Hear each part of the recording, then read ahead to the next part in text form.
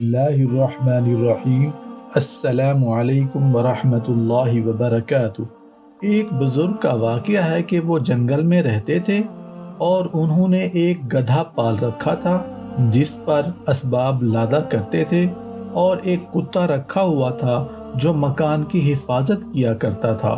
ایک مرغ پال رکھا تھا جو اذان دے کر سب کو جگایا کرتا تھا۔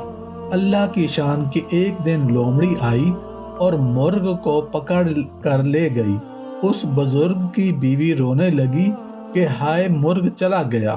بزرگ نے فرمایا، رو مت، اس میں بہتری ہوگی، اللہ کی کوئی مصلحت ہوگی۔ اس کے بعد بھیڑیا آیا اور گدھے کو مار گیا۔ اس وقت بیوی پھر رنجیدہ ہوئی تو بزرگ نے کہا کہ اس میں کوئی خیر ہوگی، رونے کی بات نہیں ہے۔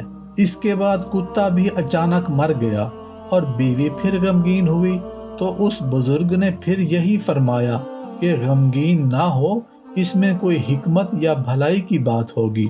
اگلی رات کو ایک بہت بڑا لشکر اس جنگل میں آن پہنچا اور وہاں پر جتنے بھی گھر تھے ان سب کو لوٹ لیا اور ان گھروں میں موجود سب لوگوں کو غلام بنا کر لے گئے، سوائے ان بزرگ اور ان کی بیوی کے۔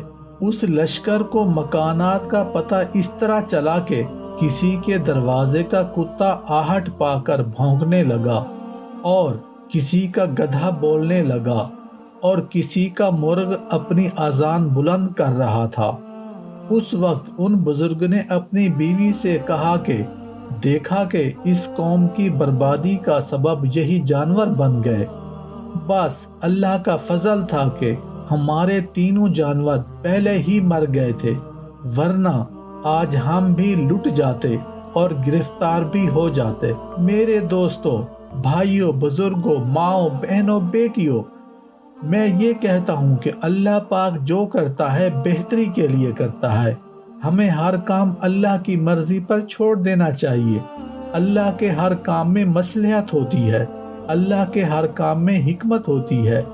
بظاہر ان کا کتا، گدھا اور مرغ مر گئے تھے، ان کو نقصان ہوا، لیکن جب دشمن نے ان کو لوٹا اور لوٹنے کے بعد ان کو یرغمال بھی بنایا اور ان کو غلام بھی بنایا، تو یہ نقصان ان تینوں جانوروں کے نقصان سے بڑا ہے۔